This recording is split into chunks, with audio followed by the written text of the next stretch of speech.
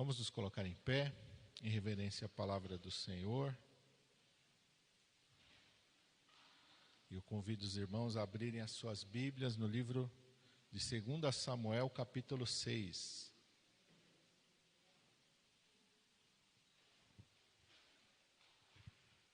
Segunda Samuel, capítulo 6. E nós vamos ler a partir do versículo 11.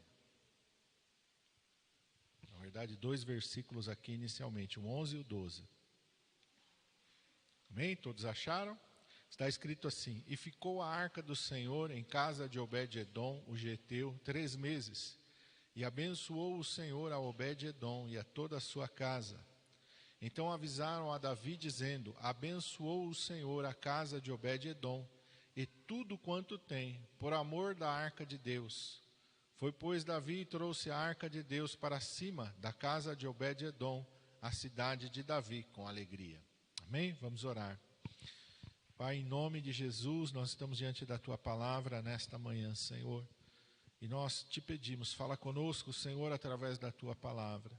Espírito Santo, usa esta palavra, Senhor, para fazer a Tua obra nas nossas vidas. Esta palavra não veio a nós em vão. E esta palavra, Senhor, tem um propósito para o qual o Teu Espírito Santo vai trabalhar sobre ela nas nossas vidas, ó Pai.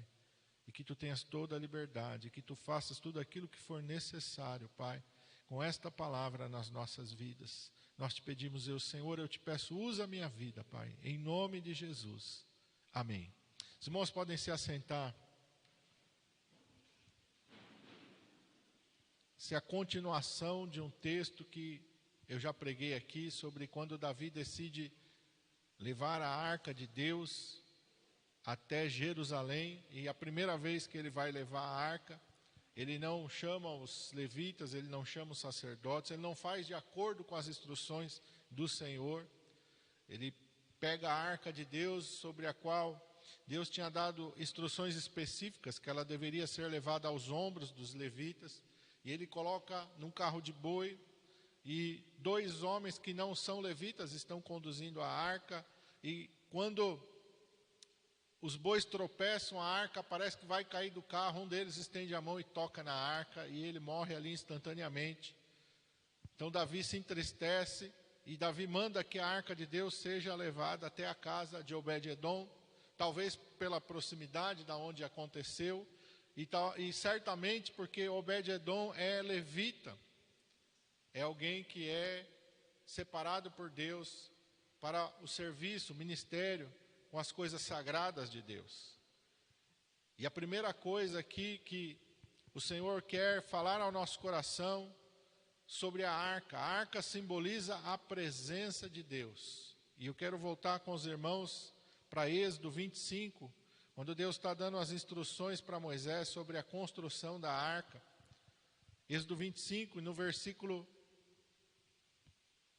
de número 22, Deus está falando ali como é que ele vai fazer a arca, que material que ele vai usar. Deus dá as medidas, Deus dá tudo, as instruções para a construção da arca. E Deus fala no versículo 22 assim para Moisés, Êxodo 25, 22: E ali virei a ti e falarei contigo, de cima do propiciatório, do meio dos 2 querubins que estão sobre a arca do testemunho, tudo o que eu te ordenar para os filhos de Israel. Então Deus disse, ali eu virei.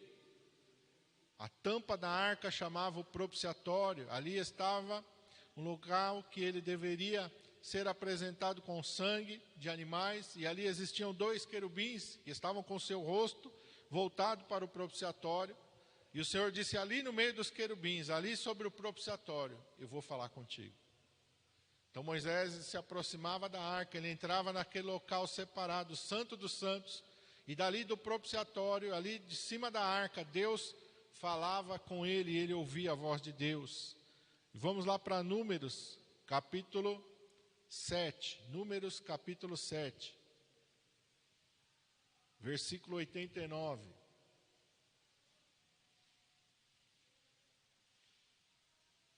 Êxodo, Levítico, Números. Um pouquinho mais para frente, versículo 89. Diz assim: quando Moisés entrava na tenda da congregação para falar com o Senhor, então ouvi a voz que lhe falava de cima do propiciatório, que está sobre a arca do testemunho, entre os dois querubins. Assim com ele falava Deus. Amém? Vira umas folhinhas mais, capítulo 10, versículo 35 e 36.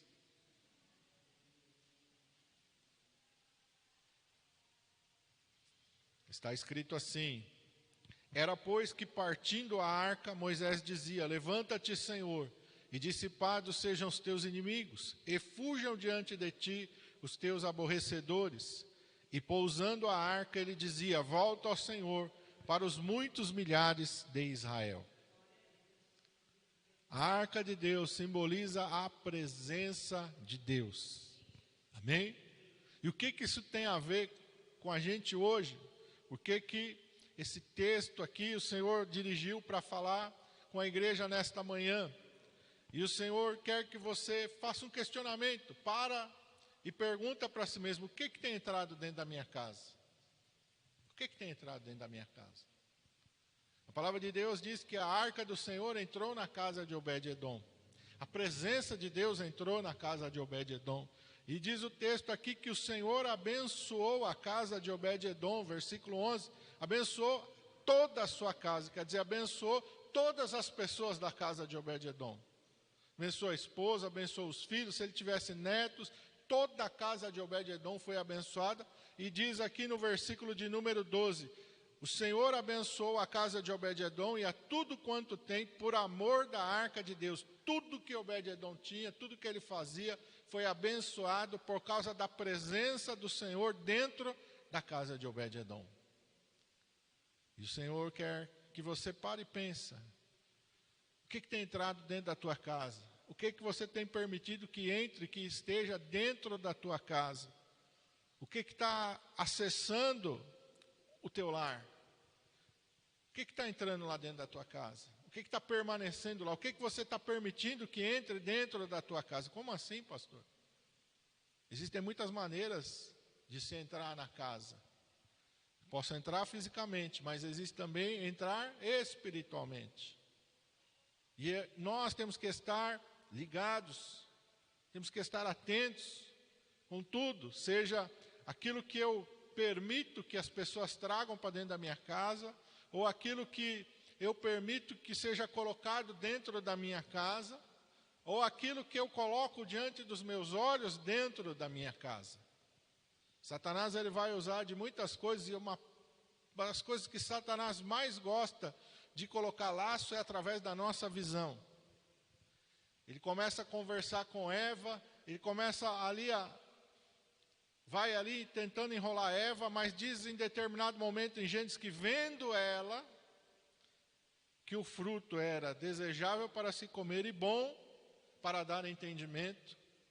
Vendo ela, então a Bíblia diz que existe uma coisa muito forte na nossa visão.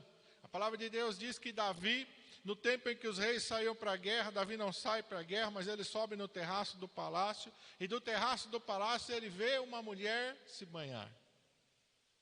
Ele vê. Então Satanás, ele é astuto, ele procura apresentar coisas diante dos nossos olhos. O Senhor Jesus, na sua tentação, o diabo levou até um monte muito alto e mostrou-lhe todos os reinos do mundo e a glória deles. Por que Satanás fez isso? Porque ele sabe que a visão tem um papel fundamental na nossa vida. É uma porta que a gente tem, que vai para dentro do nosso coração e da nossa alma. Jesus disse: se os teus olhos forem bons, todo o teu corpo terá luz. Se os teus olhos forem bons, todo o teu corpo terá luz. Então a importância dos nossos olhos. E também está escrito na palavra do Senhor: não colocarei coisa má diante dos meus olhos. Nós temos que tomar cuidado, porque o que está entrando dentro da nossa casa? O que está permanecendo dentro da nossa casa? E às vezes também pode ser fisicamente, alguma coisa que alguém te deu, algum objeto que alguém te deu, você tem que ter discernimento. O que é aquilo que está entrando? Qual é o propósito daquele objeto? Qual é o propósito daquela coisa? Porque às vezes, irmãos, eu fui orar uma vez, eu morava em São Leopoldo, eu fui orar na casa de um homem, E ele estava muito mal, na cama, todo inchado, assim. E eu não sabia que ele estava inchado, eu achei que ele era obeso. Eu achei que ele era uma pessoa muito obesa que não conseguia levantar da cama. E ele estava lá na cama, fui eu e foi, na época, o obreiro Fábio. E o Fábio tinha sido pai de santo, ele tinha envolvimento com macumbaria, com muitas coisas. E eu lembro que nós oramos por aquele homem, e o Fábio me cutucou e apontou algumas coisas que estavam na casa daquele homem. E eu falei para ele assim: o senhor permite que a gente olhe alguma coisa que tem dentro da sua casa aqui? Porque de repente existe alguma coisa dentro da tua casa que alguém mandou para o senhor, alguma coisa que mandou como um trabalho para fazer um mal. O senhor permite? Porque a casa do homem tinha que ter a autorização dele. Ele disse: não, pode olhar. Fica. E a gente a princípio ele estava na sala, ele estava deitado no sofá. O sofá tinha virado uma cama por causa da televisão, então ele estava ali por causa da televisão, para ficar ali. Pouca condição ele tinha de se locomover. Ele falou: não, pode olhar. E olha tudo, quadro na parede, pode olhar tudo. E o Fábio já mostrou algumas coisas que estavam na estante. Ele falou: aquilo ali, e aquilo ali. E aquele homem disse: não, então faz o seguinte, olha no quarto, olha nos quartos também, olha na cozinha, olha a casa toda, vai lá, dá uma olhada. E a gente pegou aquelas coisas e enchemos quase o porta-mala do meu carro de tanta coisa que tinha dentro daquela casa. E oramos por ele e fomos embora. Domingo seguinte, isso foi no domingo seguinte, aparece o senhor na igreja, bem magro. Fala: paz do Senhor, pastor. Eu falei: paz do Senhor, irmão. Falou: obrigado que o senhor foi lá em casa. Aí eu olhei para ele: eu fui na sua casa? Ele falou: foi. O senhor não lembra de mim? Eu falei: não, irmão, não estou lembrado do senhor, não. O domingo passado, pastor, o senhor foi na minha casa, eu estava deitado no sofá. Eu me lembrei daquele homem. Completamente diferente, totalmente desinchado. Ele devia estar ali, aparentemente, uns 30 quilos a menos do que ele estava no dia que eu fui visitar ele. Então, às vezes, existem coisas que alguém pode usar, pode tentar colocar dentro da tua casa, e a gente tem que vigiar essas coisas. A gente tem que olhar para essas coisas. Às vezes alguém vai te oferecer alguma coisa de comer. Deus guarda tudo, mas a Bíblia nos ensina a termos o quê? Sabedoria e discernimento nas coisas que nós vemos, nas coisas que nós recebemos, nas coisas que nós permitimos entrar dentro da nossa casa, nas coisas que nós permitimos que façam parte da nossa vida. Quem é que está fazendo parte da tua vida? Quem é que está te dando conselho? É um servo de Deus ou é uma pessoa ímpio? É um servo de Deus ou quem que está te aconselhando? Quem que está te instruindo? Porque às vezes a gente tem uma pessoa lá que ela não é crente, que ela não serve a Deus, mas olha, eu acho que ela é uma pessoa boa, então se ela me der um conselho eu vou fazer. Espera aí, qual é o conselho que você está ouvindo? O que você está deixando influenciar a tua vida? Porque a palavra de Deus nos mostra que Deus é que tem que estar como Senhor da nossa casa e Senhor da nossa vida. Todas as coisas que eu vou fazer, todas as decisões que eu tenho que tomar, eu tenho que me voltar para Deus e consultar ao Senhor, perguntar para o Senhor, e consagrar ao Senhor, e consagrar o meu computador, o meu celular, o meu tablet, consagrar todas as coisas. Porque às vezes, irmãos, a gente fica espantado com certas coisas que a gente vê, e esses dias atrás, aí o homem mais rico do mundo, ele nem crente não é, ele cortou a Netflix dos filhos dele porque ele viu lá uma coisa na Netflix lá que estava induzindo as crianças, um desenho para a criança com conotação sexual, com coisas assim, e ele promoveu uma campanha: vamos cancelar isso aí, que isso aí está errado. E às vezes você não vê nenhum servo de Deus falar nada disso. Eu não falo mesmo porque eu não assisto quase nada, né? Não tem criança em casa, é tudo adulto, mas as coisas de adulto eu fico ali olhando, que as minhas filhas assistem, o que elas ouvem, e elas pai, eu não sou criança mais, mas não interessa. Eu estou olhando, eu estou atento, e eu me policio aquilo que eu vou ver, né?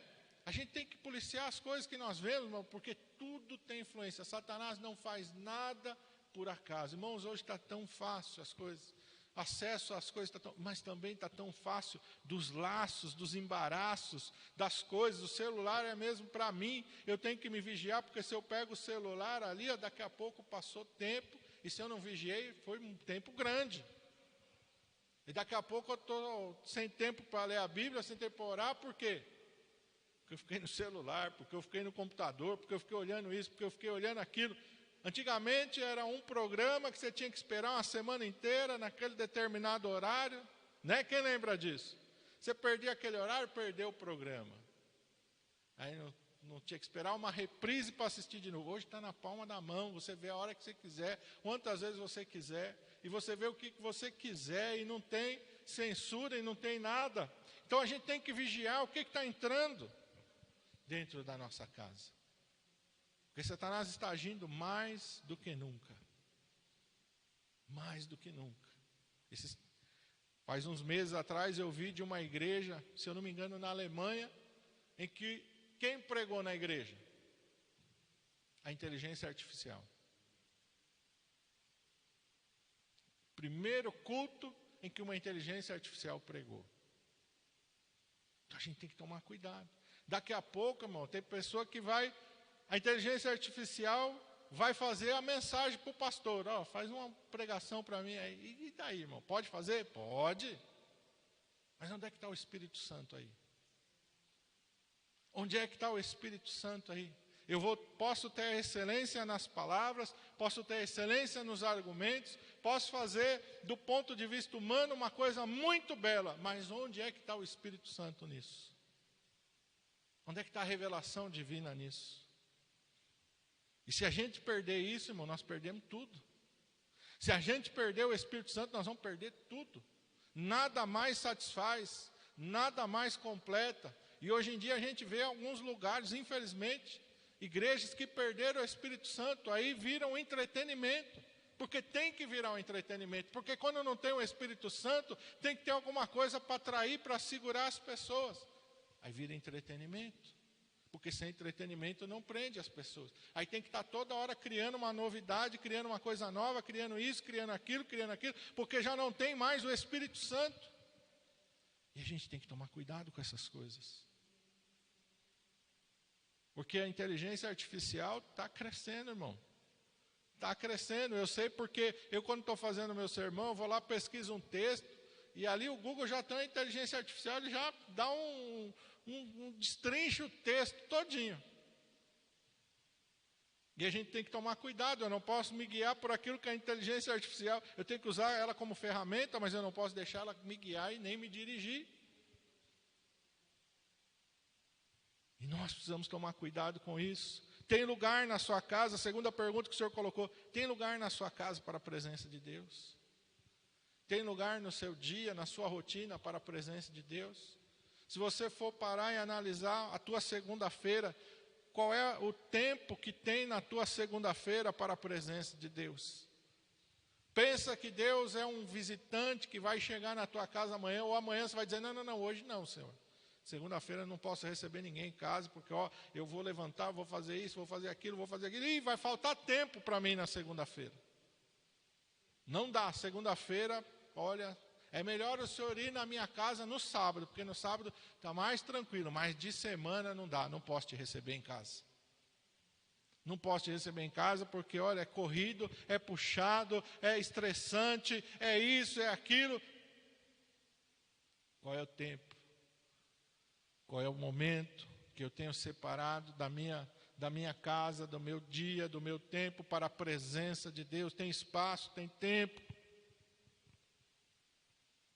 Porque isso faz parte, isso vai impactar na nossa vida. Isso vai determinar o que nós vamos viver. Presta atenção no que o texto diz. A arca entrou na casa de Obed-edom e o Senhor abençoou a toda a casa de Obed-edom e a tudo quanto Obed-edom tinha, porque na casa de Obed-edom tinha lugar para a arca de Deus, para a presença de Deus. Tinha lugar, irmão. E Obed-edom, ele era alguém que sabia da importância e do zelo que ele tinha que ter com a arca de Deus. A arca de Deus não ficou na casa de Obed-edom, joga lá no quartinho joga lá no quartinho das bagunças lá. Não foi assim. Por isso que Deus abençoou. Quando você chega na tua casa, a tua Bíblia vai para onde? E você vai pegar nela depois de quanto tempo? Será que domingo você tem que pegar ela?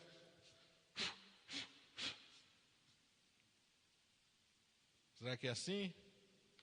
Meu Deus, a grosso de poeira. Ou talvez não esteja com poeira, porque todo dia você vai lá, passa o paninho lá, mas não abriu. Ah, não tem poeira, mas ela também não tem utilidade.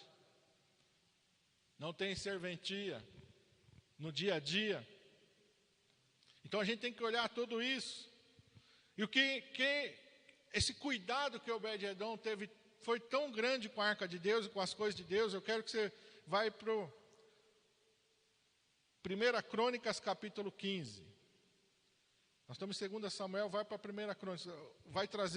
Vai falar do mesmo assunto, vai trazer a mesma coisa, só que vai ser contado de uma outra maneira e vai dar um detalhe muito importante aqui. 1 Crônicas capítulo 15.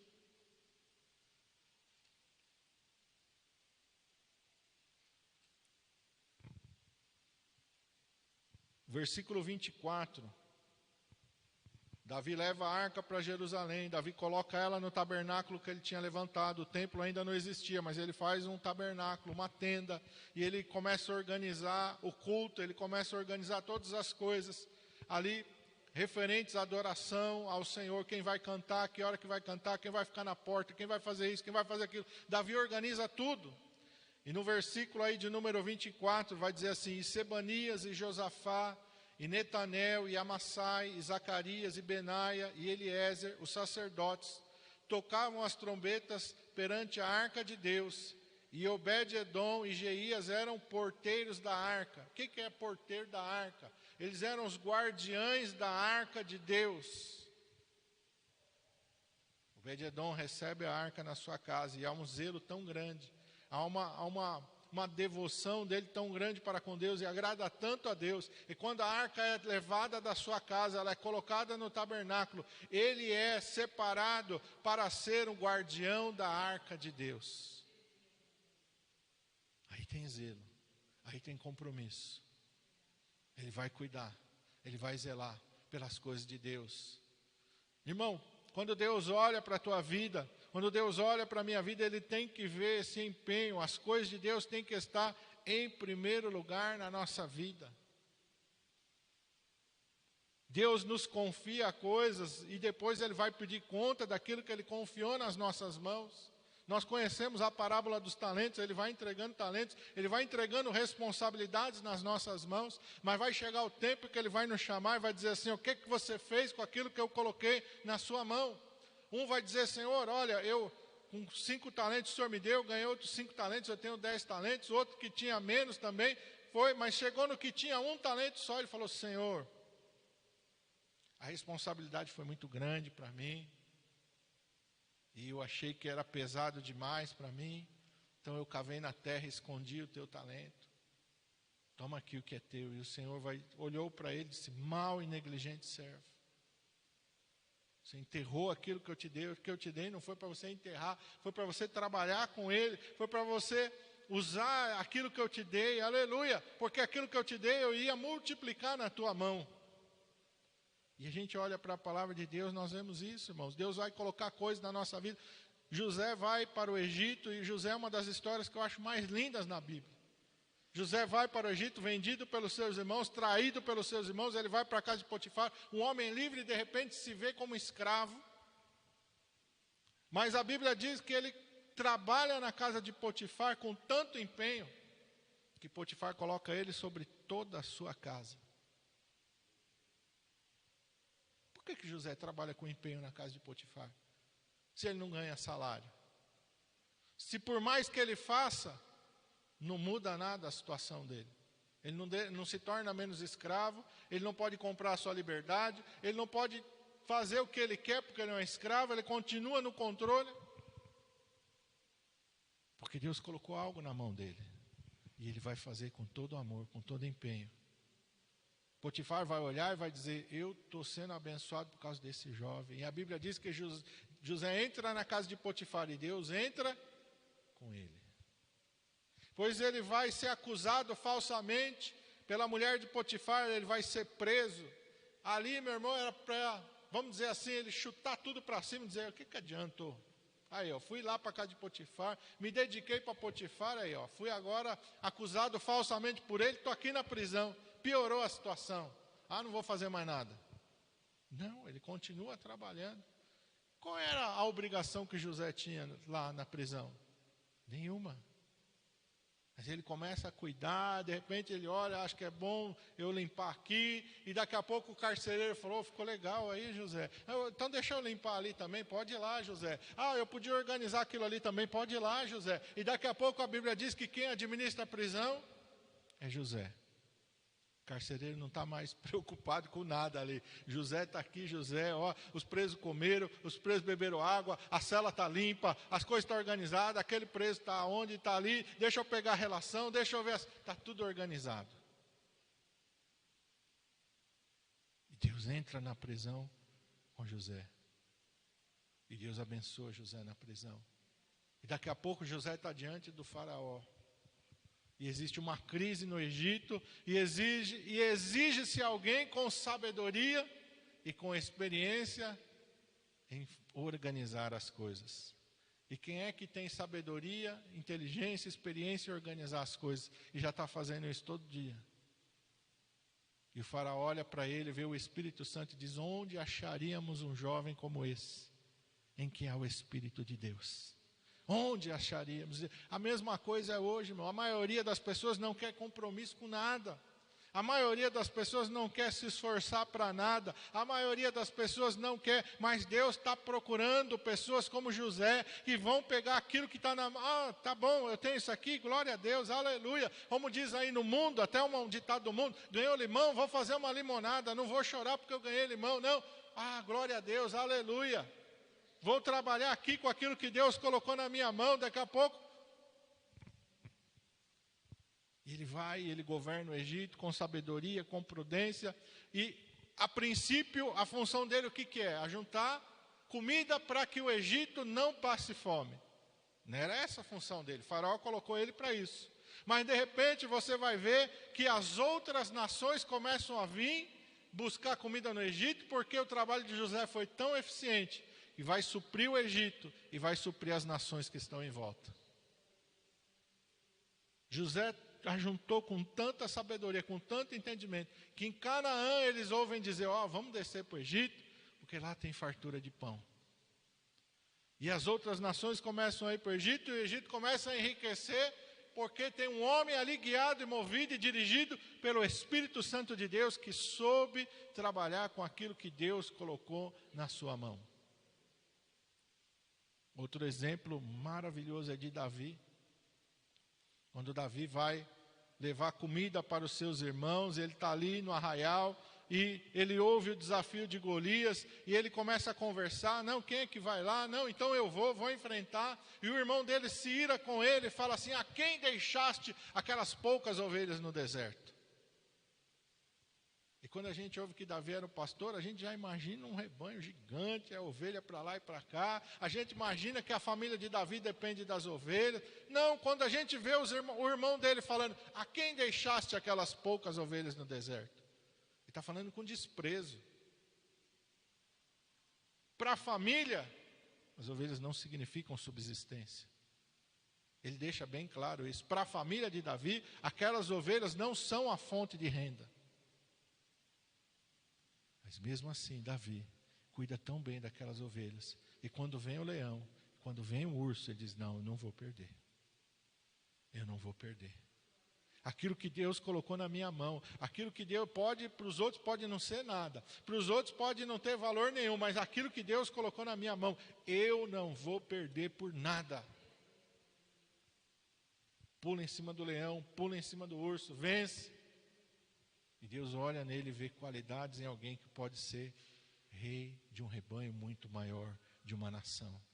E vai cuidar com zelo, que vai zelar por cada vida, por cada alma que o Senhor colocar nas suas mãos. Aleluia! Então a gente tem que entender que Deus permite nos dar situações, meu irmão, para Ele ver como é que nós vamos crescer com aquilo. A arca entrou na tua casa, o que você vai fazer com a arca? Você tem a Bíblia na tua mão, o que você vai fazer com a Bíblia que está na tua mão? Essa semana eu vi que comemorou-se sobre William Tyndale, que foi um britânico que foi queimado porque traduziu a Bíblia para o inglês. Mas não foi assim por acaso, ele traduziu a Bíblia, pegaram e queimaram ele, não. Você vai estudar a história dele, ele vai traduzir a Bíblia, e quando descobre vão perseguir ele vai fugir, e ele vai usar todos os recursos que ele tem para imprimir Bíblia, para distribuir para o povo. Quando a igreja descobre onde ele está, persegue ele vive fugindo, ele passa a vida inteira ali, até o momento que eles capturam ele, e vão queimar ele vivo, e queimam vivo. E um pouquinho antes dele morrer, quando ele estava amarrado ali já para ser queimado, ele disse: ó Deus, toca no coração do rei da Inglaterra. Menos de 2 anos depois, o rei da Inglaterra determinou que fosse feita uma Bíblia em língua inglesa e usou aquilo que ele tinha feito, todo o trabalho dele, que é a versão King James. Hoje, a todos os países de língua inglesa, e agora chegou até para nós aqui de língua portuguesa, a Bíblia do rei James, mas começou no coração de um homem. E disse: eu preciso dar a palavra de Deus para o meu povo. Eu preciso colocar a palavra. E hoje nós temos a Bíblia, irmão, tão fácil na nossa casa. E às vezes passa a semana inteira e a gente não lê a Bíblia. A Bíblia está lá fácil. Quantos morreram, meu irmão, se você for estudar o movimento da pré-reforma e da reforma, quantos morreram simplesmente porque o desejo deles é que cada um de nós tivesse uma Bíblia na sua casa. Morreram, pagaram com a vida por isso, e ainda pagam em países lá como a Coreia, como a China, como países muçulmanos, islâmicos, pagam com a vida, se estiver portando uma Bíblia. E às vezes a nossa está lá, empoeirada, deixada de lado. E a gente às vezes, essa semana eu compartilhei com os irmãos uma postagem que eu achei tão impactante para mim quando eu li, e mostra vários países perseguidos e diz: estes irmãos dariam tudo para ter uma hora de culto, mas não podem, porque se fizerem isso nos seus países, vão ser mortos. E às vezes a gente vem para a igreja num desânimo, às vezes a gente vem para a igreja, não, irmão, vamos valorizar aquilo que Deus tem colocado nas nossas mãos. Vamos valorizar. A gente está aqui, irmão, a gente não está num leito de um hospital, numa UTI, no domingo de manhã. Tenho certeza que o coração da irmã Cida lá está batendo. Puxa, Jesus, eu queria estar no culto. Tenho certeza disso. Queria estar na igreja. Eu tenho certeza que ela não vê a hora de voltar para estar aqui no culto, para estar junto com a gente, irmãos. Você está aqui, valoriza. Deus está te dando a oportunidade. Valoriza o que Deus está te dando. Seja grato a Deus. A presença de Deus chega dentro da tua casa. Cuida daquilo que Deus está colocando nas tuas mãos. Zela por aquilo que Deus está te dando, irmão. A gente tem que ter uma preocupação. Obed-edom não perdeu a oportunidade. A arca de Deus, a presença de Deus esteve na sua casa. Ele não fez por interesse, irmão.